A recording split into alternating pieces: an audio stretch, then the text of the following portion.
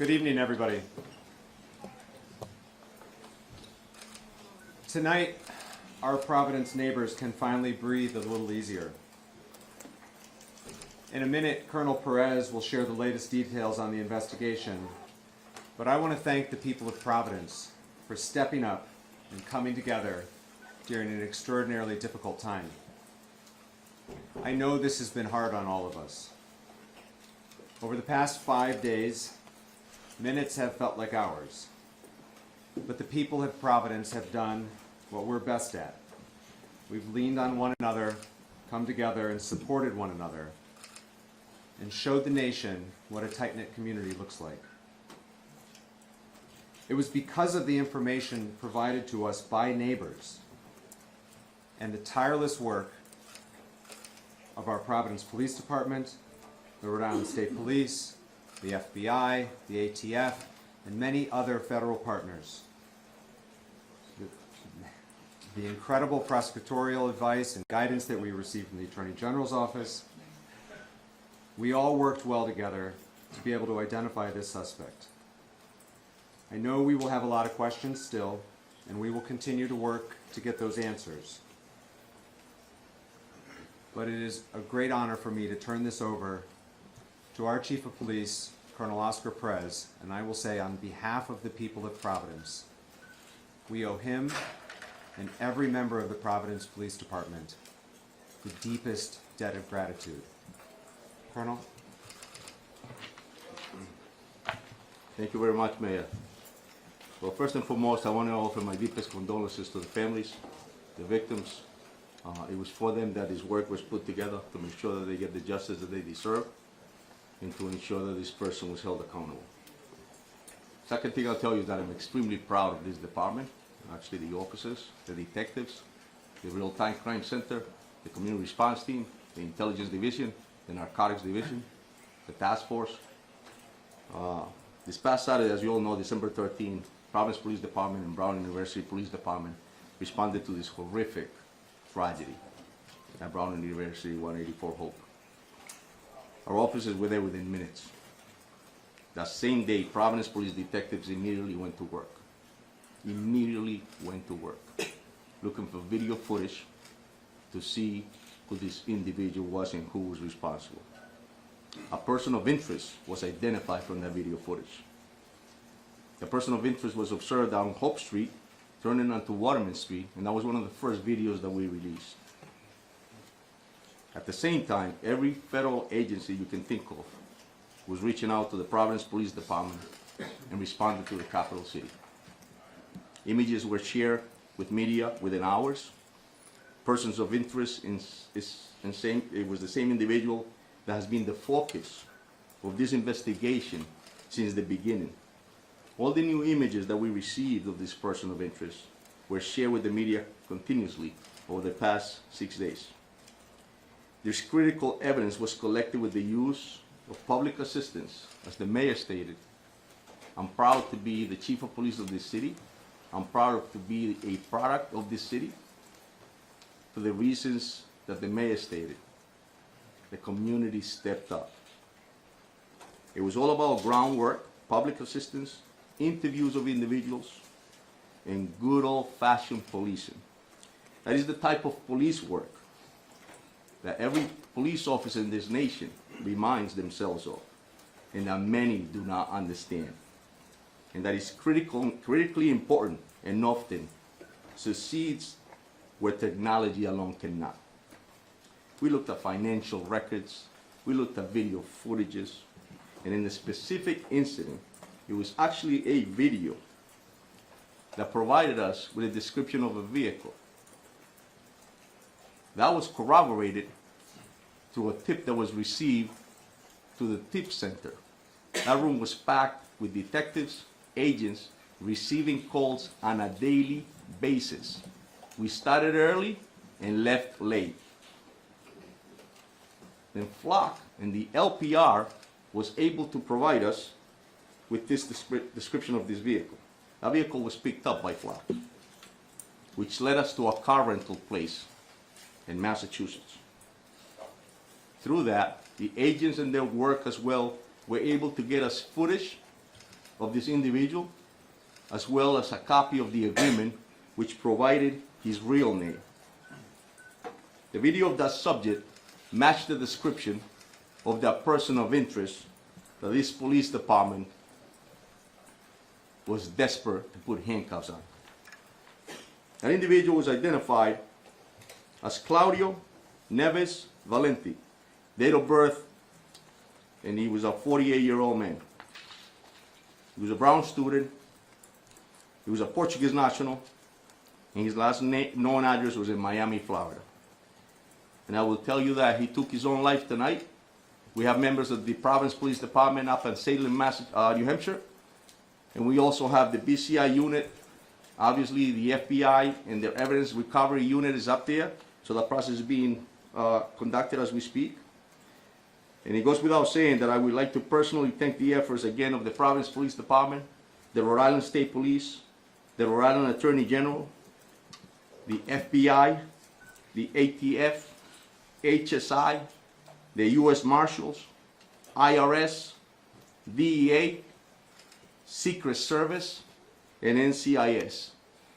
There is no way that we could have done this by ourselves. In this nation, when horrific incidents like this happen, law enforcement steps up. Thank you very much. Thank you, Colonel. General Rose? Thank you. Thank you, Mayor. You know, I would describe the emotions on the investigative team, including our prosecutors and the agents, detectives from both state police, Providence, as mixed. You know, there is a sense of completeness in terms of the investigation, an investigation that's, if not the hardest, among the handful of hardest investigations that I've ever been involved with. And the sense that we owed those 2 dead Brown students and the 9 injured Brown students and the students who were in that auditorium that weren't injured, and the Brown community and the Providence community results. The teams worked really hard.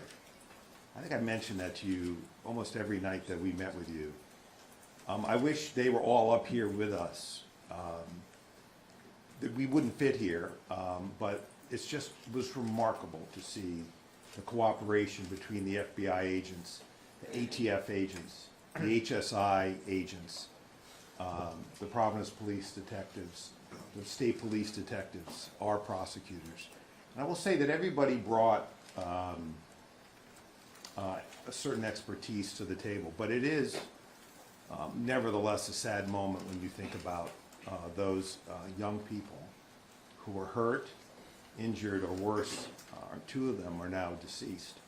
You know, to me, this was always going to be an investigation where something was going to break it open. We were going to pull threads. We were going to gather evidence that would lead us in a particular direction. And I will say that if we were with you less than, well, I guess now more than 24 hours ago, we had that picture of that second individual. And I would say within an hour, no more than 2, I think it was under an hour, that person came forward to 2 Providence police officers over on the east side and said he had information, that he was that person, and he had information that could help this case. And I remember last night watching his interview, and he blew this case right open. He blew it open. And that's how these cases sometimes go. You can feel like you're not making a lot of progress. You can feel like you're chasing leads and they don't work out.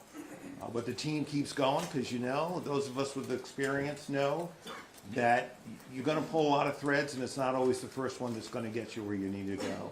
But when you do crack it, you crack it. And that person led us to the car, which led us to the name, which led us to the photographs of that individual renting the car, which matched the clothing of our shooter here in Providence, that matched the satchel that we see here in Providence. He was found dead with a satchel, with 2 firearms, and evidence in the car that that matches exactly what we see at the scene here in Providence. And so I know that you and the public have questions about how we got from a place yesterday where all we could share with you was a photograph of someone we wanted to talk to where we got to tonight. And so we got a state arrest warrant for murder today that was signed by a district court judge for this individual. There won't be a prosecution now, of course. But that affidavit is on our website, and you will be able to see more and read more about how this investigation unfolded. I won't get you all the way there because there are some things that happened afterwards which led us to this suspect's body in New Hampshire. But it will, I think, tell you, give you a sense of the work that went into this by the line prosecutors and the line agents and detectives from the agencies that work so well together. So, as I said, it's with mixed emotions. It is unimaginable, the pain that the parents and families of the deceased are feeling tonight and will feel undoubtedly for quite a while. But I hope that by bringing this person to justice, that we can at least give them the beginnings of some measure of closure. And I want to thank you all for your patience with me when I got a little testy with some of you. Those of you who know me from Rhode Island, you know that's my nature. So I really want to thank you for your patience. Thank you. General. As has been said several times, the partnership with the FBI was invaluable. And so it's a pleasure to introduce Special Agent in Charge of FBI, Ted Talks. Thank you, Mayor, and good evening. My name is Ted Dox, Special Agent in Charge of FBI Boston. We got him. Shortly before 9 o'clock tonight, the FBI SWAT team executed court-authorized search warrants at a storage unit facility in Hampshire Road in Salem, New Hampshire. This is where we located Claudio Neves Valente, the individual who we believe was responsible for the Brown shooting. The latest developments in an intense 5-day manhunt and is a result of an incredible amount of work dedicated by the law enforcement team standing here before you tonight. Every single agency brought their unique skills and expertise to this investigation. And we're motivated by the victims and survivors of this horrific incident. Even though the suspect was found dead tonight, our work is not done. There are many questions that need to be answered. There's a lot of evidence that needs to be processed, and most importantly, the victims and their families deserve special care and consideration. The FBI and our partners across Rhode Island, Massachusetts, and New Hampshire will continue to search for answers for the victims, survivors, and their families to see what motivated this individual to carry out such a senseless act of violence. From the onset of this critical incident, it's been all hands on deck. The FBI deployed approximately 500 special agents, analysts, task force officers, and support personnel to assist our partners in this investigation. In addition to this extra manpower, all our specialty teams were activated, including Evidence Response Team, SWAT, Divert, and Victim Services Response Team, just to name a few. A special thanks to you, the media, as well as to the community. My sincere thanks to Colonel Perez, Colonel Weaver, AG Nerona, Brown University PD, and all of our partners. This was truly a team effort. Thank you.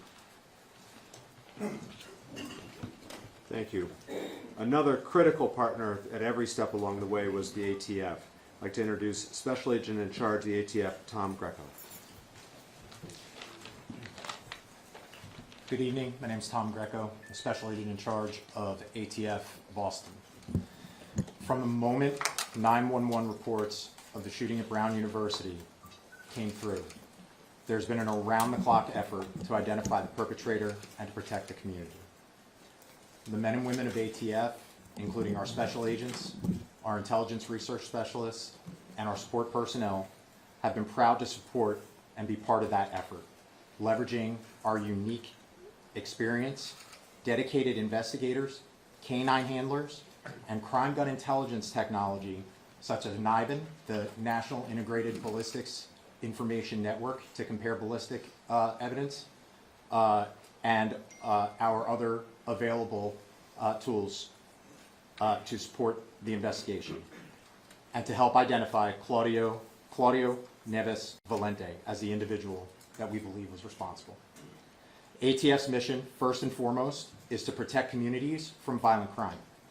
Each individual in this country deserves to live in peace and security in their homes, in their schools, in their places of worship, and in the streets. The actions of Claudio Neves Valente stole that right and terrorized the community.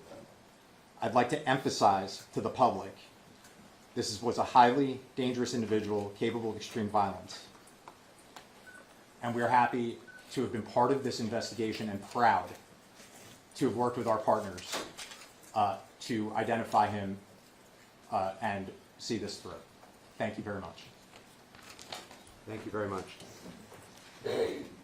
From the very outset on Saturday, from our first press conference in the fire station to today, Rhode Island Governor Dan McKee has been by Providence's side every step of the way. The City of Providence is incredibly grateful for the governor's support, the state police, not just their assistance with the investigation, but in supporting the broader community. It's a pleasure to introduce Governor Dan McKee. Thanks, Mayor, and clearly your staff will feel the same way with the team that you have, that we were happily able to assist. And as a former mayor, many of here in the audience know that I've been a mayor, some don't, but I empathize and sympathize with the position that you were in and the fact that you needed people to follow the lead of the Providence police and to partner in with some extraordinary people, whether it's with the FBI or the ATF, and of course our state police as well. From the very beginning, my thoughts as a dad was with the families who suffered from the shooting. The unthinkable happened in our state. The unthinkable happened in Providence. The unthinkable happened at Brown University. And we're going to be forever changed. But our commitment from the state level is to continue to support Providence, Brown, and the people of the state of Rhode Island in the recovery. That's going to take a great deal of time. But I do say this. The professionalism that I saw in the law enforcement should make everyone that lives in our state and beyond our borders feel very safe. These things happen, but it requires some professional help in law enforcement to bring it to the conclusion that we've been able to bring it to. So, Colonel, thank you, everybody involved. And again, we will stand with Providence and Brown University and the people of the state of Rhode Island to provide the help that will be needed in the recovery in a trauma like this. Thank you, Governor. Throughout the year, the Rhode Island State Police is an incredible partner to Providence, but during this investigation, their support was invaluable. I introduce Colonel of the State Police, Colonel Weaver.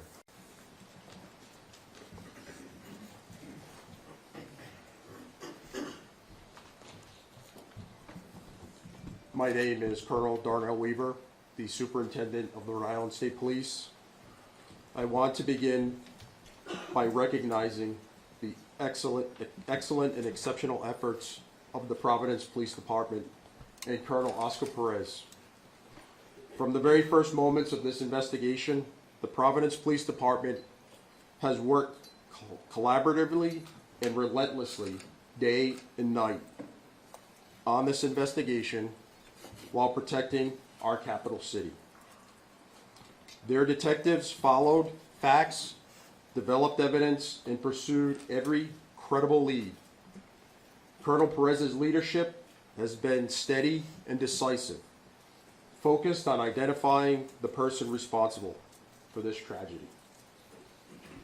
As always, our troopers stepped up, working shoulder to shoulder with the Providence Police and our local, state, and federal partners I want to give particular recognition to our detectives, whose diligence and dedication contributed to this investigation.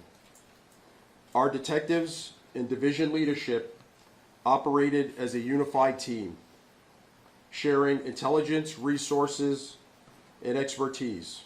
This has truly been an all-hands-on-deck investigation, as virtually every trooper has taken extra shifts to help support the efforts in Providence, and I have never been prouder to be a member of the Rhode Island State Police.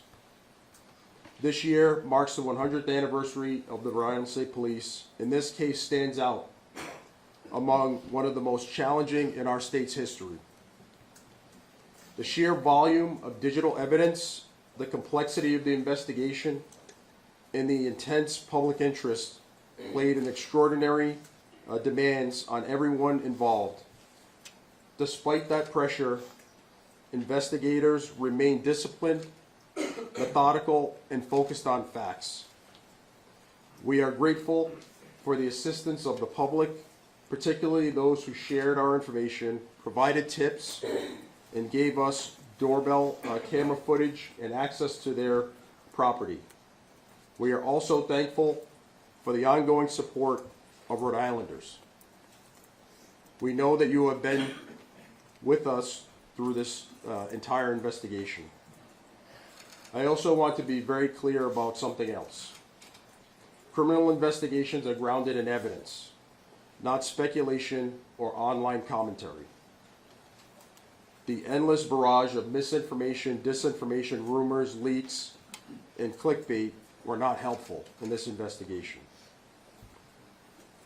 Distractions and unfounded criticisms do not support this work. They complicate it and threaten to undermine the justice we seek for the victims and the grieving families.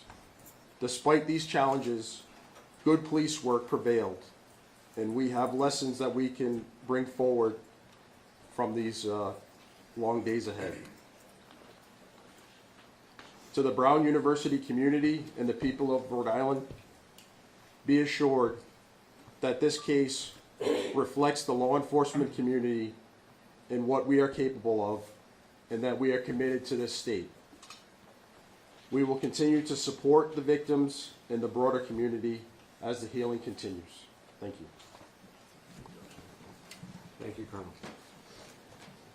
Providence is so proud to be home to Brown University, and we are committed to working together with them in the future as they help heal their community as we do our broader Providence community. We continue to give condolences to the deceased and our prayers to those who are recovering. The leader of Brown has been a great partner through this whole process. I'd like to introduce President Christina Paxson from Brown University. Thank you.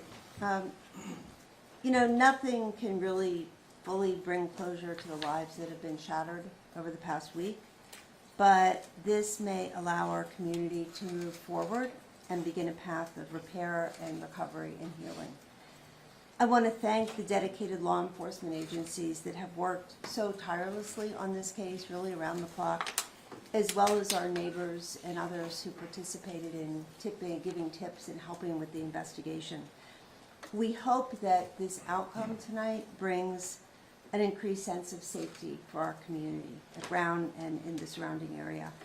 This has been a period of great fear and anxiety for many people, and now perhaps some form of relief. Truly, this week has been devastating for our community in a number of ways, including the experiences that members of our community have had with being targeted by online rumors and accusations. And I hope that this development also means an end to this truly troubling activity. So we remain focused on the safety and security of our community and in support for the victims of this senseless violence. Now, we know the public and our own Brown community members will want to know more about the individual now identified by law enforcement as the suspect in last weekend's shooting. And we can confirm the following to the best of our knowledge, based on our review in the very short time since law enforcement authorities made us aware of this development. And we provided this information to law enforcement as they build their case and wrap up the investigation.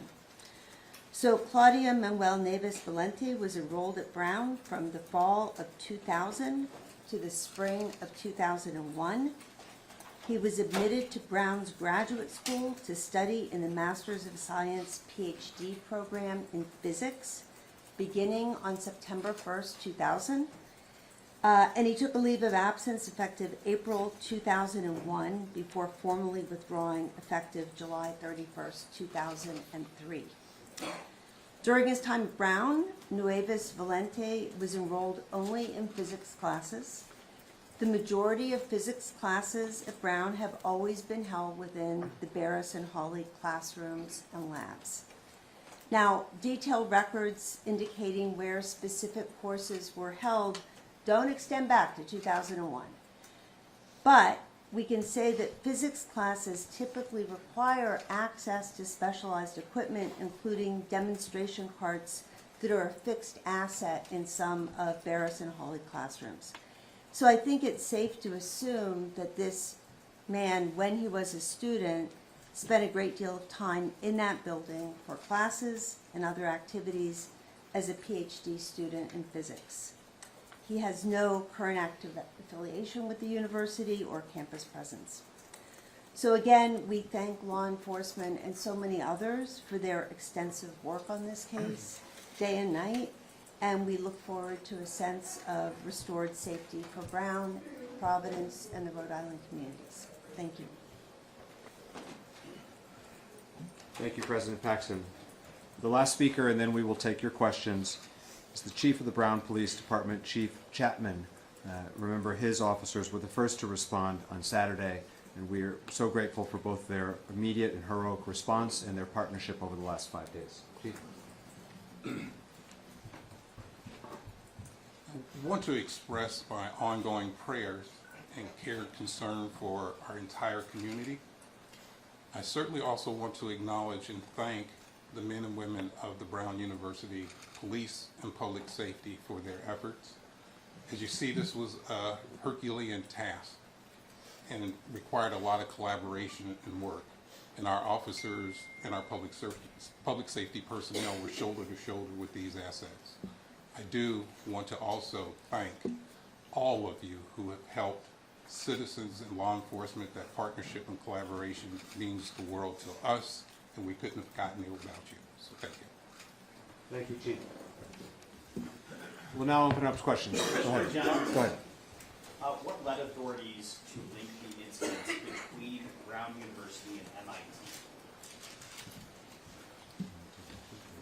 And I can follow up to that.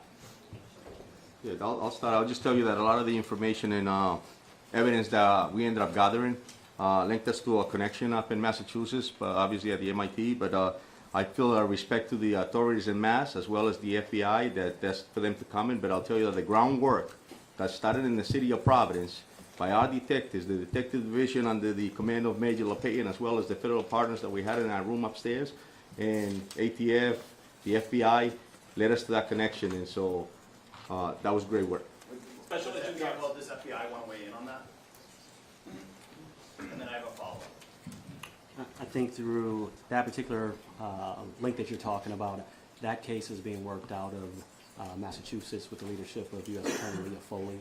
I believe that they're having a press conference today as well, where they'll reveal more to the general public at that time. I'd be remiss to start and kind of talk on this, to let them kind of have first dibs to kind of be the ones to tell the public about those particular links. But your follow-up, sir. Then, as for the second person who came forward, what did that person tell you, and did that person know the shooter? So yeah, obviously I had mentioned at the last press conference that it was a person that we wanted to speak with.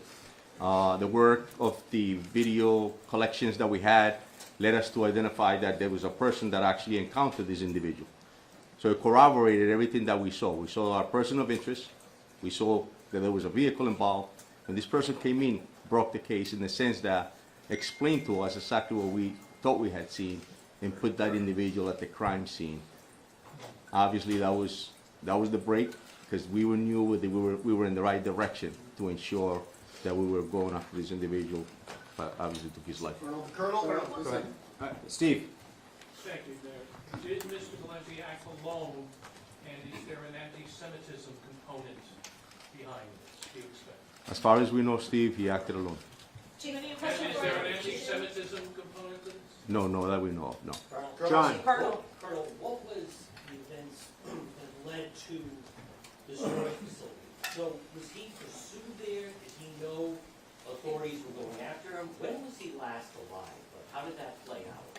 So it plays out in the sense that we obviously, I just stated, we collected all the evidence. We were able to learn that there was a rental vehicle. We learned about that vehicle. There was financial records that were verified by the FBI, obviously, and other agencies. I'm sorry, actually, so another agency, so multiple agencies that verified financial records that brought us to that site to know that he had actually rented a site at the storage unit, and then we ended up in Salem. And a follow-up. Yeah. When he did that, did he know authorities were coming, or did he just go and, like, how long had he been in that storage unit? That we're not aware of, John, in the sense that all we knew is that we were on a manhunt, and that's what he led us to. Amanda? Oh, thanks. Chief, I have some questions for you about Claudia. So he graduated, well, he did graduate, he was at Brown more than 20 years ago.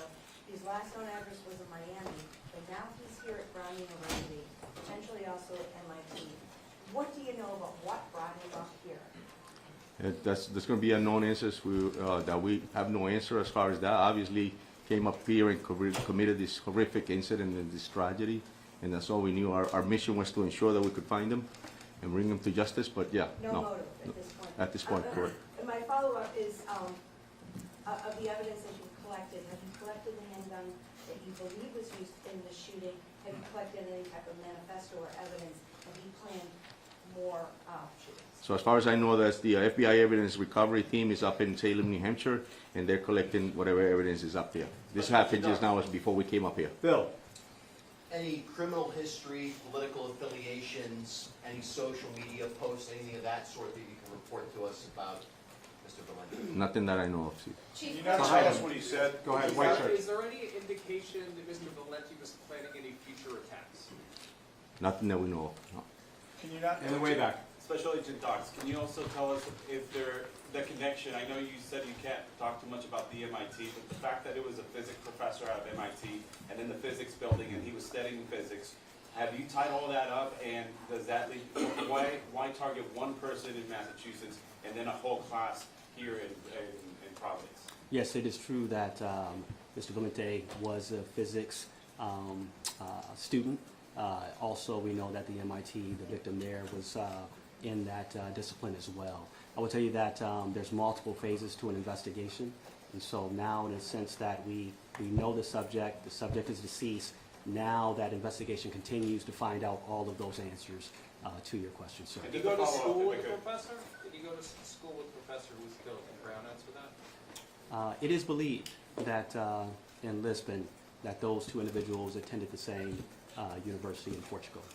And for the You colonel, have a follow-up in the back. en español, si nos pudiera decir también unas palabras, ya sea ahorita o cuando termine la presentación. Muy poquito. Go for it. Sorry, empiezo desde el principio. Lo que nos pueda resumir acerca del caso, qué fue lo que conllevó a que ustedes pudieran dar con el paradero del sospechoso y las conexiones que tuvieron, cómo llegaron a rastrearlo y más que nada a qué atribuye todo esto. So the question was if I can briefly explain how we got to this individual and what occurred. So, verdaderamente lo que pasó, obviamente el incidente del sábado 13 nos llevó a tomar evidencias, colectar evidencias de videos, de informaciones, y expliqué que es muy importante el trabajo de los policías y los detectives en el piso, haciendo el trabajo duro, recolectando videos, recolectando testimonios. En este tipo de casos recibimos información, obviamente, de los videos que colectamos. Nos dimos cuenta que había un vehículo de interés y una persona de interés desde el principio. Eso nos llevó a después informarnos de la placa del carro, la descripción del carro, y eso nos llevó a darnos cuenta de que esa persona había rentado el vehículo en una compañía en Massachusetts. Después de que fuimos a Massachusetts, cogimos videos de la persona Esa persona era en la misma descripciones de la persona de interés de nosotros acá en la ciudad de Providence. De ahí pasamos con los agentes federales a investigar un poco más y llegamos a los récords financieros que nos llevó a Salem, New Hampshire, en esta noche. Allá hubo una entrada táctica del equipo del FBI y encontramos que esta persona se había quitado la vida ellos mismos. Ahora estamos investigando más si hay algo que necesitamos saber más de él. Alex.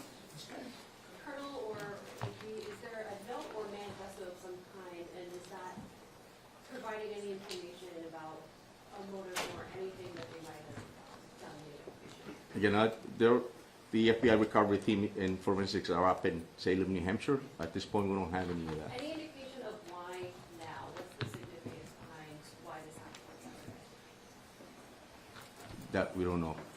Yeah, I don't think we know the answer to that question. I think there's a lot of unknowns with respect to motive. I mean, I think that the real issue here is, the key was to identify this person, as we talked about yesterday. I think there are other answers that are coming, but, once we were able to identify him, thanks to that individual who came forward, who led us to a plate, which led us to a rental car, which led us to that he rented that car in his own name, that really broke the case open. But in terms of why Brown, I think that is a mystery. I think there may be something going on in Massachusetts that I'm not fully familiar with because we're working this angle, but I think the Massachusetts authorities may know this yet. Yeah, I don't think we have any idea why now or why Brown, why these students, why this classroom. That is really unknown to us, and it may become clear. I hope that it does, but it hasn't as of right now. Fox, This is for the Colonel or the Attorney General. At 2:16, there was a surveillance video that showed the second person that apparently blew this case wide open, and also Mr. Valente. You see them disappear behind bushes. Was this second person following the shooter? Did he recognize him and confront him? What was that interaction like? And I have a follow-up. That's a great question, and I'll be all explained in the affidavit that the general stated that will be released. But I'll give you a brief sort of explanation about that. The person that we wanted to speak with had an interaction with this individual earlier in the day, then observed him later at that time, what you just stated, and decided that he was going to encounter him and asked him why he was inside Brown. At that point, the subject of interest, Neves, actually ran. He was caught up by our person that we wanted to speak with. There was sort of a conversation between the two of them, and Neves asked him, "Why are you harassing me?" And at that point, the person that broke the case walked away. And that information was critical to us because he was able to corroborate what our detectives were seeing on video, and he was able to provide a great explanation. And my follow-up question Yes. is, why did it take a citizen to notice a suspicious person right next to Brown University and not the police? And also, how long was the vehicle parked where it was? And was it days, hours, minutes? What are we talking It appeared to be days as far as the evidence. Why would a civilian observe that to be suspicious? It's a great point. And I like the fact that you're mentioning that and bringing that up. That's what we should all be doing, right? And it's just personality. Some people are more interested in finding out what others are doing. In this particular case, this person decided that he wanted to, and I'm glad he did. Should the police be interested in that, not citizens? That's what I was In the back. Now that the suspect, Attorney General, now that the suspect won't be prosecuted, can you explain what he yelled in the classroom to America tonight so people can feel a little more comfortable? Sure. Was it something, terrorist related? Was it something specific to the kids in that class? Yeah. What did he say? Can you now tell us? Yeah, well, back to that question just for a minute, just to clarify that. They had a interaction in the bathroom in Barris and Holly. So, I don't know, the Providence Police is obviously not going to patrol Barris and Holly. That's a question frankly, for Brown and their police department. So they had an interaction there, and then our citizen, followed him out, because to him, as he explained it to us, this guy did not belong there. And so that's why he followed him out. In terms of what was said, I don't know any more today than what I told you yesterday, or the day before. There are some witnesses who said he said nothing. There are some that say he made a barking noise. Don't ask me. I don't know why. And that's it. There is no other spoken word beyond that that we are aware of as we stand before you tonight. And we have spoken to everybody that we have been able to locate who's been inside that building. And just to the special agent in charge, my follow-up question is, can you just be clear to the people in Massachusetts, and I know you said the people in Norfolk County and investigators in Mass, but you did say a few days ago that you talked to the colonel of the state police and said there was no connection between Brookline and what happened here in Rhode Island. But now you're saying there was a connection, so are you saying that he shot up Brown University, then 2 days later he was at this house in Brookline to shoot this MIT professor, and then he just drove up to Salem, New Hampshire for no reason? How did he get into a storage facility? No, I think that's a great question. My actual statement was that we didn't see a connection at that time. But absolutely, I spoke to the colonel.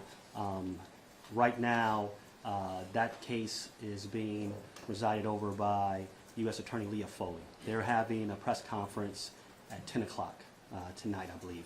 I think at that time, they will speak to that particular case. I would be getting a little bit ahead of my skis if I spoke to that case without consultation with Leah Foley and her team, as we've been in the trenches working this up to the minute today, sir. But I guess 2 days ago you didn't know they were connected, now you're saying they appear to be connected. Yes, and that's how cases often go. I would say at that time, when that question was asked of me, there was no indication of a link at that time. As we've talked throughout this week, these breadcrumbs develop, and we'll see what she has to say today at 10 p.m. Yeah, I just want to jump in here on that, please. I just want to jump in here on that because it's a good question. It's an important one. So, just to put everyone's mind at ease who's listening now, he just drive to some random storage area. We found records with the help of the FBI and others that was his storage area. So he rented a car in Boston. He drove it. We were able to find that car in New Hampshire. We were able to find evidence in the car from looking at it from the outside that connected this individual to our crime scene here in Rhode Island. We were able to find visual evidence of him inside that storage facility, which, in my judgment, matches him to the Massachusetts scene. So you'll hear more, as the special agent said, but there is no question that was his storage unit, that he had a particular car, that we found that car because of this citizen coming forward and giving us a description of the car, and then our individual who came forward, we knew he was telling the truth because we could see it on the videotape. And so that was a series of things that broke this case, and that led us to Salem, where the suspect was found dead. He was last believed to be living in Miami. Did he fly here at some point? How long was he in Providence for, and when did he obtain the guns? Yeah, he like I said, he'll be in the affidavit, but he did fly into Providence, I believe, early October, I believe. That's the right date. And what was the other question? I'm sorry, sir. And did he buy the guns here, or where did he get the guns? So I'm sorry, I can't answer you. We don't know the answer to that, Seth, as we stand here right now. Okay, you can't fly with them, so assuming he got them sometime after he arrived. Well, that's possible. What we do know is that he was moving around New England in that October, November, December area. You remember, we just we know that there's a body in New Hampshire. We know that there are guns at the scene. It still remains to be examined, comparing those guns to the ballistics evidence we have in Rhode Island, and I imagine they'll do that in Massachusetts, but again, that's somebody else's investigation. And then, of course, you want to make sure that we match the DNA. But we are 100% confident that this is our target, and that this case is closed from a perspective of pursuing people involved. And Steph, just to add, I think Special Agent Doc stated, obviously we didn't know who he was. And so it's very difficult to know what a person did prior without any knowledge of who that person is. Special Agent, can I just ask Special Agent this question? It sounds like from everything everybody's saying that the person who came forward to speak to you is kind of a hero in this story in a lot of ways. Absolutely. We know that there's a $50,000 reward. Will he get the reward? You know, I will say that in this particular situation, that individual will likely get absolutely some aspect out of that award. We've had a lot of other tips, I will tell you as well, that have come in from the public. And so I don't deal typically with the distribution of those rewards. But I mean, it would be logical to think that absolutely that individual would be entitled to some of that reward. Yes, sir. Second row, red shirt, go ahead. Yeah, you. Thank you. Fox News Digital, do we know when or how the suspects left Providence? For the crime. Well, we know he left Providence and committed a homicide in another state, and that. But we don't know. I'm sorry. How did he leave? No, do we know when he left Providence? Yeah, when he left. That's what. As far as we know, that he left, but we didn't. I believe his last activity was obviously when we found out he was in another state committing another crime. Pat. Pat Ward, Coalition Radio. I'll throw this out to all of you, with particular regards to the Brown University president. A recurring theme for the last few days has been an outreach, ultimately successful, to the people of Rhode Island and the people of New England to track this individual down. While at the same time, you've got this sort of passive-aggressive criticism of individuals who are being actively asked to engage via social media, who are wildly spreading rumors, some of which could have possibly emanated anywhere than law enforcement. And I do have a follow-up. So does anyone like to respond to that? I mean, it's kind of condescending to a lot of people. I know, Governor, if you're confused, that's not uncommon. But the... All right, that's uncalled for. All right, we're moving on. Current. Over here, then, please. No, The person current. who came forward with the tape-breaking tips, was that information originally posted online? Or was that person encouraged to come forward based on what people online? Correct. There was a tip that was placed online, and obviously we were doing our due diligence to find out who that tipster was. And then we were able to identify this person who we wanted to speak with, and then we learned that that person was actually the same person that put the tip on that up that you're speaking about. Brian. Sorry? Does that person live in the area? It was the same person that we brought into the police station to speak with. The images Brian. that you showed at the beginning, where you can see Mr. Valente's face, where were those images taken from? They were taken from the car rental business place that we learned about. None of them were Brown. No. President Paxson, if you could, the situation is described that you had the suspected gunman and this other person had an encounter in the engineering building hours before the shooting. I had been told by an employee that there had been concerns raised at Brown previously about people getting in the building. Have you heard those, and was anything done to address those concerns about people getting into the building? Yeah, I mean, that's a really good question. I think we're gonna have to look back and say, you know, we don't know how this person got in, we don't know when they came in. We do know that the building was unlocked that day for exams, and that's something we're gonna have to Had you look heard into. concerns from staff members in the past I about have security of the not building? personally heard concerns, but, yeah. Dan. President Paxson, Dan Janey from NBC 10. I want to go back to the question I asked you Saturday night when I first arrived on the scene. There were no cameras in this building. And law enforcement, some that are standing up behind you, have said if Brown had cameras in that part of the building, we would have gotten this guy. And it may have stopped this swirling action. Can you answer that question for me? Well, I don't think we have said the locations of cameras at Brown. But there's no cameras in that building because why would they take it from a rental car agency? We have 1,200 cameras at Brown. But not in that building. We have some in that building. It's a large complex. And I think what you would see is the video evidence in this case, from my perspective, I'm not a law enforcement agent, has been incredibly helpful. The moving of the person around the neighborhood, those video images, they help crack this case. So I think video was important. And as the Attorney General explained at a recent press conference, this individual was not spending his time on the Brown campus. He came into a building on the edge of the campus, he left, he was in the neighborhoods. The investigation focused on the neighborhoods, the video was there, and that was really, really instrumental in cracking the case. And But my you second, can ask them. and this is my follow-up, Madam President, if you'd stay at the podium. Yes, video played a big role in this case. The neighbor's video, the rental car video, but not the video from the building that he walked in freely both before when he got in the confrontation and when he came back in and decided to kill people. You didn't have cameras in that building, just say it, so we can get this over. And my next question is, will you put Dan, you got cameras, one follow-up. will Yeah. you put the cameras in the building? Will Yeah. there be more cameras in that building? Yeah, I think we need to look back, we'll look at everything that is done, but I do not think a lack of cameras in that building, it had anything to do with what happened there. Thank And we will Thank go you, Madam forward. President. Thank you. Question for Chief Tom. Hartman. Tom Quinlan, WPRO. Colonel Perez, I'm hearing from sources that the person that identified the shooter happened to be a homeless person that either lived around or inside that Farris and Holly building. Can you confirm more about this person for us? And then I have a follow-up for President Paxton. I'll tell you there was a person that was pretty attentive about his surroundings. I'll tell you there was a person that was very cooperative and helpful to this investigation.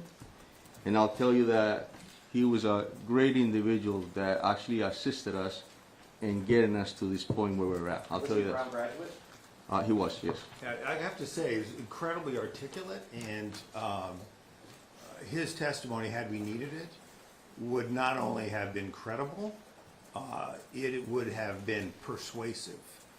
He was as outstanding a witness as I've seen, and he deserves a lot of credit. You know, recognizing there's a gunman on the loose, that the gunman knows he had this interaction with him, and he didn't, once he knew that we were looking for his help, I mean, he came forward within an hour, and that person deserves a tremendous amount of credit. I don't know whether he's gonna get the reward or not, but if I had a vote, he would. Tom, you got to follow. No, You done? go ahead. Go ahead. My question was for Chief Chapman, if you wouldn't mind. In October, the Brown Daily Herald reported that you had a vote of no confidence in your leadership, and students were concerned for their safety and the fact that you had prioritized desk jobs over having over field jobs and having more people patrolling the campus. Now, in light of this, do you accept any kind of responsibility for this? And now that we've given these prior warnings, are you going to reevaluate how the Brown police operate in the future now, so this doesn't happen again and these students can feel more safe on campus when they return? Great. So as I stated earlier, I'm profoundly proud of the men and women of public safety and profoundly proud of our police department. We will continue with the heroic work that they've done and continue to work side by side with our partners. And everything else that comes with that is a continual effort to do what's best for the safety and security of our campus. But will you reassess how the people are allocated within your department? Every single day, we work and endeavor to keep our campus safe, whatever that entails and all that entails. Yes, Kim with AP. I was wondering, maybe this is a question for the Colonel. Can you talk, you said that 2 weapons were found in Valenti's car. Is that one of those weapons, the gun that was used to shoot here at Brown? Has that weapon been found? Can you speak to that? That's all part of this continuing investigation. This just before we came downstairs, actually, as you all were watching, that was developing up in Salem, New Hampshire. And can you say whether or not that the weapons were purchased Hold on a here? second. Yeah, those firearms were found at the deceased body, not in a car. So he killed himself inside the storage unit, and the firearms were found at his, in the area of his thigh and in the area of his feet. It was not in a car. There was evidence that was observed from outside the car that matched our crime scenes, meaning mask, clothing, satchel, which you can see on that video. And there was a main plate over a Florida plate. This guy was changing plates. One of the reasons it was so hard to find was he knew what he was doing. He was changing plates. And so, that's why the collective work of following and finding this car was made more difficult, because this guy was changing plates. So we got a main plate and we got a Florida plate on the same car in New Hampshire. Thank you. Patrick. As he was a... No, I'm sorry. Especially. I was just going to add. Please. Tom Greco again from ATF. It's okay. As far as the ballistics evidence, I know that the last question concerned matching the guns found to the crime scene. As several people up here have said, this investigation is ongoing, and in many ways, in some ways, just beginning. Those weapons that were found at the scene, we will be using our tools such as NIBIN to compare the ballistic evidence to see if we have any matches. So we use those tools to rule things in and to rule them out as well. So we'll be following up on that throughout the remainder of the investigation. Patrick. Neves Valente was a Portuguese national. Under what status was he in the country, and how did he get into the country? Do we know at this point? And I have a follow-up after that. Yeah, I do. So as far as we know, he had a student visa. He had came in here with a student visa, and we also had learned that he had applied to get a green card. Do we know, sorry, and for President Paxson, does Brown have And any... Patrick, if I could just be clear on that, he got that lawful permanent resident status in September of 2017. Thank you, I was going to ask, but then, and for President Paxson, has Brown had any communication from Neves Valente in the period after he left until now? As far as I know, no. He has really gone off our radar. We will continue to cooperate with the police as they continue with the investigation to find anything we can find about him. But his last class that he took at Brown was in 2001. Straight back. This question's for the Colonel or the Attorney General. If you hadn't focused on the wrong person of interest on day one, do you think the professor in Massachusetts could be alive? Well, from the beginning, I've told you that this investigation is extremely complex and intense. And so we used every resource as soon as we responded to the call. I stated that earlier. I'm proud of the men and women of this department. Yes, we did find somebody that we thought obviously was the person, but we continued on. We continued on investigating. We continued on canvassing the areas. We continued on with video. And that's why we ended up where we're at now. Yeah, if I can just jump in here, I just want to continue to answer that question. It's an important one. And the answer to that is this, and I tried to convey it a couple of days ago. We broke ourselves out into teams. So while the Providence team and the state police team and the ATF team were working here in Providence to follow up leads, develop whatever video evidence we can, which eventually led to all the steps that you've seen and are laid out in the affidavit, which is on our website, and it is multiple pages. You'll see the progression. So while the FBI were working Coventry, we were working here. Now you may ask, well, what was it about Coventry that made us, for those of us who've been in law enforcement for a long time, why did we have to run that lead to ground? Here's why. When the FBI confronted him, initially he was not cooperative. When they entered the room to secure it, there were guns in the room. One of them had a laser sight. The witnesses had told us there was a laser sight used in the course of the attack. Okay, we had to run that to ground. We couldn't just not run that to ground. That was a very promising lead. But that's why you don't get over your skis about, and word choice is important. So while we had to test those ballistics and test the DNA off those guns, and that DNA ruled this guy out, okay, but we had to run that lead to ground. But while we're running that lead to ground over the course of Sunday, for the most part, if my memory's correct, we were working other leads, which eventually led us through a recreation by the great work of the team, including the marshals, by the way, that are up here.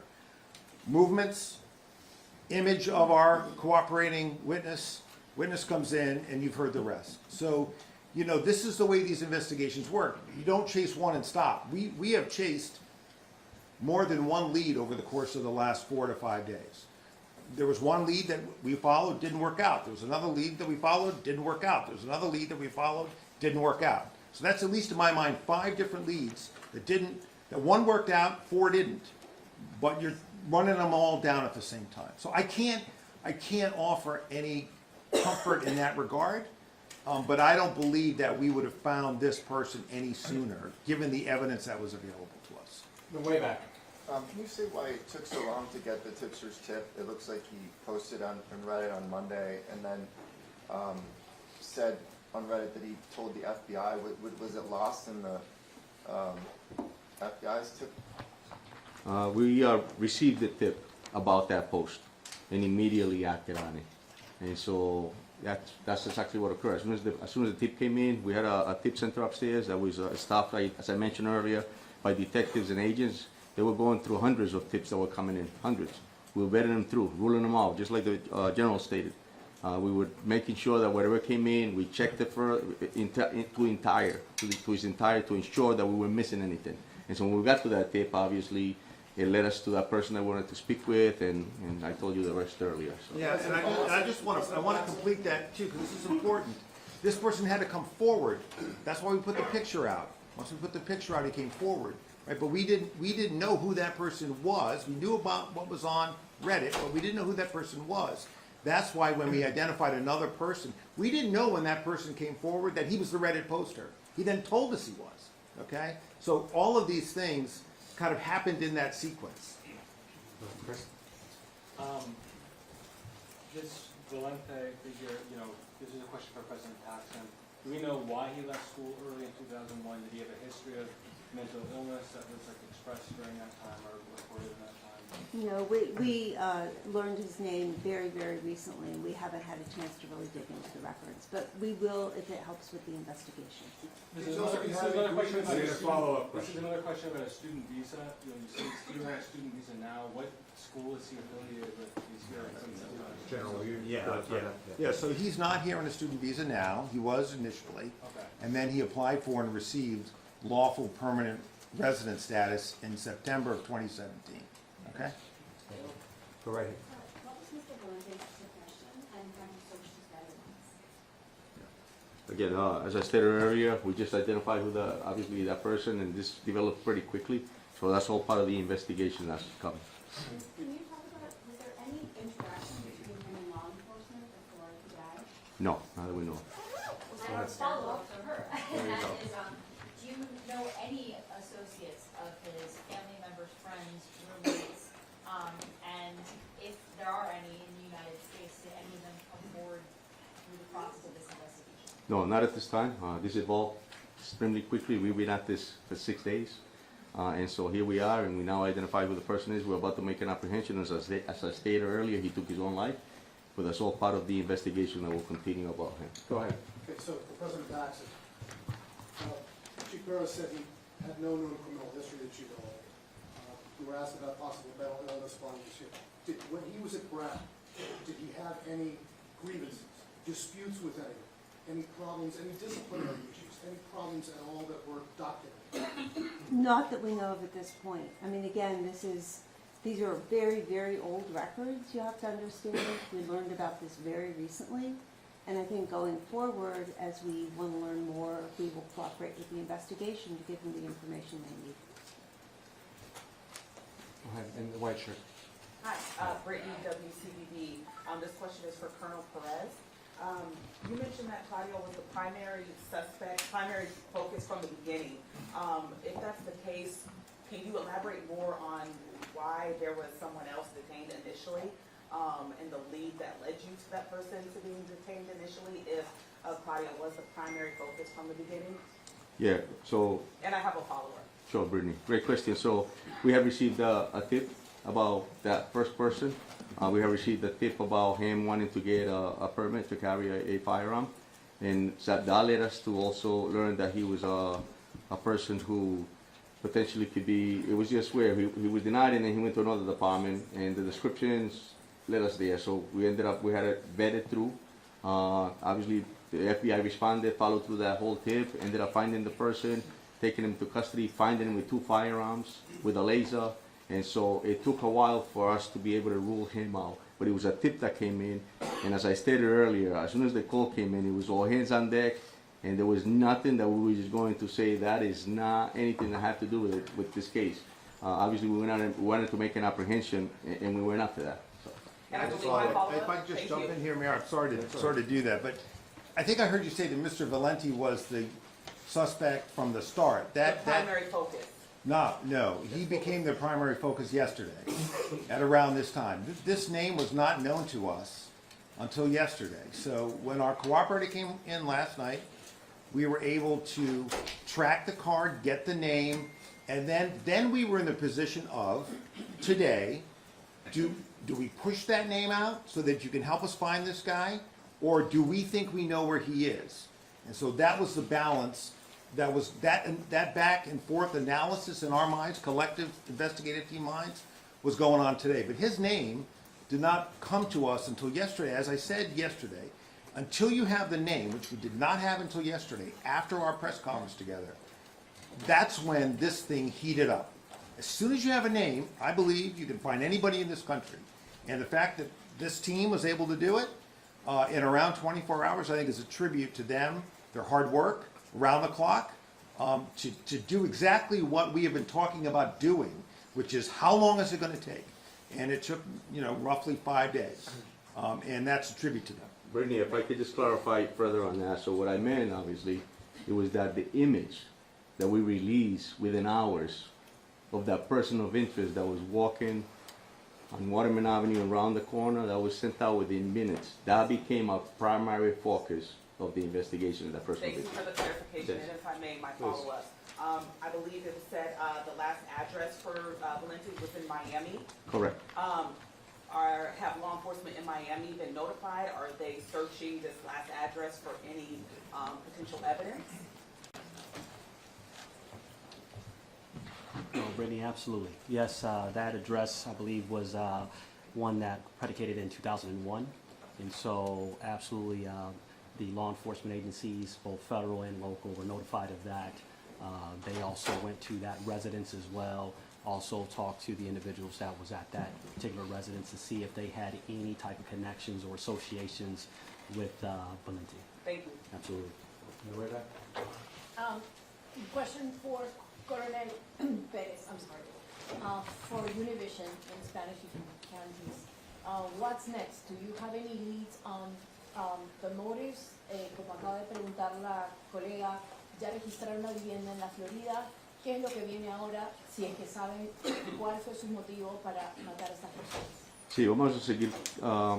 So the question was, what's next, right? What are we going to do next? And so la respuesta es que vamos a seguir obviamente trabajando con las organizaciones federales y también entre nosotros buscando esa inteligencia de quién es esa persona, qué motivo lo trajo aquí a la ciudad de Providence a cometer esta tragedia, este incidente, pero eso va a tomar tiempo verdaderamente y vamos a tener que averiguar y averiguar más para ver qué fue el motivo que llegó a esta ciudad. ¿Tienen alguna pista de qué podría haber sido? ¿Qué es lo que van a estar buscando ahora? No, hasta el momento no, esto obviamente, como les acabo de explicar ahorita, lo identificamos hace poco. Go ahead. Right there. I want to ask, what brought investigators specifically to New Hampshire? Does this person have a connection to New Hampshire? I know you said that the storage unit was in his name. So it was the financial records that the federal agency followed through the investigation that led us to learn that this person had rented there, so a storage unit. And so we responded immediately, and we found that the vehicle that we were looking for of interest was parked there. Just one follow-up here. Kate, go ahead. Chief, can you speak a little bit more to that, again, identification of a vehicle of interest and the person who did that? And as you said, there was video capture. Could you walk us through that aspect of this? Was this the witness who provided to you the vehicle? Can you walk us through how that vehicle of interest entered the investigation and then I have a follow-up? Correct, yeah, it was part of the tip that was posted actually, and then also the tipster had called and had stated that this individual had a fob and was trying to enter a vehicle that was parked on Benevolent. And so because of that, we obviously knew there was a vehicle and there was a description of a vehicle. When we brought him in, he collaborated further on that vehicle. We put it out through FLOC, the description of it, and we learned that within that time period, there was only a certain amount of vehicles that came up with those description fitting it. So our detectives obviously stayed on that and ended up finding this vehicle with Florida plates, and that's how we ended up with that specific vehicle. Then we had learned that the vehicle also potentially could have changed their plates, and as I stated earlier, we were able to find the vehicle on FLOC, actually get the actual plate, learn that it was a car rental, which brought us up to learn that that we needed to learn more at the rental place about the individual, which we did, and then further later. We find out, again, doing all the work that they did upstairs, I think it was tremendous too. If you had a chance and an opportunity to see how much work was put in, because it was bits and pieces of information. It's almost like putting a puzzle together. You only have just a few pieces and you're building it. And that later on led us with the financial records to learn that he rented a storage unit in New Hampshire, and that's why we ended up. And then the follow-up to that one from the Chief or the Attorney General. You mentioned, again, weighing that public interest versus the information that was available to law enforcement at the time, as this person, again, considered armed and potentially dangerous, was out there. The Chief just spoke to license plates changing on a variety of moments, if you will. But was it too fast moving? Talk to us about weighing again that providing Yeah. information to the public with an armed and dangerous individual and vehicle use that involved multiple license plates and your decision not to sort of real-time inform the public of it. Yeah, so we knew yesterday, last night, who this guy was and that he had rented a car in Boston. So the question becomes, is he gonna return the car to Boston? We got information he might return it to Connecticut. He didn't return it at all. But when we thought he might be returning it to the information, to the locations, we wanted to try to take him without him knowing we were coming. As soon as his name gets out there, he is going to be even more in the wind. And so the question becomes, if you think you might know where he is, right? Eventually you find the storage unit, right? So you're following that up. But initially you think he might return the car to Boston on Atlantic Avenue, I believe, or in Connecticut, perhaps to board a flight somewhere. You're weighing, can I take this guy because we know where he's going to be, and not alert him that we're coming.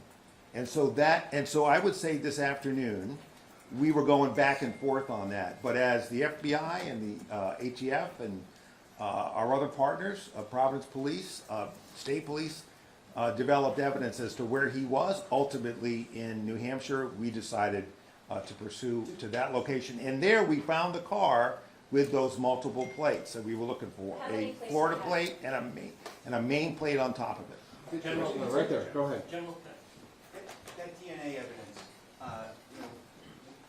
where was that tested, and also the firearm contamination? We got some trouble with the state lab here. Where were those? Yeah. I just wanted to touch real quick, and I know ATF is going to be able to answer you that, but that's a great question, Mark. And the reason for that is because when the incident first happened, it was our BCI unit that responded and collected that DNA and protected the integrity of that DNA and sent it out. Thank you. The evidence collected, the DNA and the firearms were sent to the Connecticut State Police Lab. They have the best kept local capabilities to handle that type of evidence and do those type of examinations. Clark, you have a follow-up? You're good. For any, Wheeler, go ahead. So is there an understanding of how he got to get the rental car in Boston, or what his movements were in the days and weeks before the shooting? So if there's an understanding how he got to Boston to rent the car, is that? Yeah, like where was he in the days and the weeks before this? Yeah, so we're not sure about that, obviously, because we all started acting on this investigation when the incident happened, and that's when we started to follow through to learn more about it. General, and remember, we didn't have his name until last night, so I think we'll know more about his movements as we're able to track that name. But the critical thing was, once we knew his name, was where is he right now? Certainly, going backwards, we're going to want to know how he got into the country, when he got here, and all that. But today's mission was get him off the streets where he poses a danger to Rhode Islanders and ultimately the people of New England. How close was law enforcement to him when he took his own life? Were they closing in on him? Were they minutes away, seconds away from him? Yeah, when he took his own life? I don't think we know that yet. I mean, I think there will have to be a autopsy done to figure out when he took his life. What we do know is that he signed into that place, but we didn't see him coming out. So I would say at that point, I think, the instinct, at least that I had, was that he had taken his own life. But certainly, if he came out, he would have been arrested. I mean, he was, that site had been secured by the FBI. I mean, go ahead, right there. Please. David mentioned shell casings in the hallway. Did he start in the classroom and then move to the hallway? Can you elaborate? It looks like as soon as he entered, he started firing. We found over 44 rounds that were firing into the classroom, and that's all actually listed in the affidavit. I really want to have some respect for the family, for the victims and the students. I think that there is no reason for us to stand here and re-victimize anybody. If I was a father and I'm watching right now, I think it would re-victimize me even more. So I really want to pay some respect on some of the questions that were asked. Did the gun jam in the shooting? Did the gun jam during the shooting? I'm going to end with one last. I'm going to end with How one. much money it cost this investigation? Brown going to reimburse the money to the city and the state, and she going to give some money to the gentleman. They give the license plate number, the homeless person. So I think Brown deserves to give money to the person. Thank you for the question. I will say I can't speak for other agencies. behalf of the City of Providence, we have not yet assessed what the cost of this investigation. Let me finish my answer. We have not yet assessed what the cost. Ronaldo, we're done. Okay. Listen, one last positive announcement. As has been said multiple times, the investigation continues. I know there's lots of question around motive and otherwise. The individuals here are still hard at work.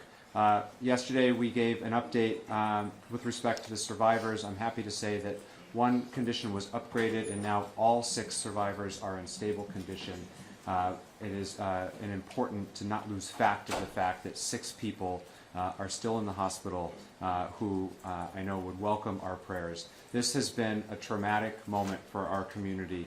I hope that today's announcement starts the healing process and provides some closure for that. As the governor, I think, very eloquently stated, lots of people are going to leave town today, but the rest of us will all still be here, and we're going to have a long road ahead. And I know that what we do best as Rhode Islanders is support one another. I know this community will support one another to move forward after the worst act of violence that any of us can remember. The press has played an important role in helping us push out information and get to this moment today. We're very grateful for all of you.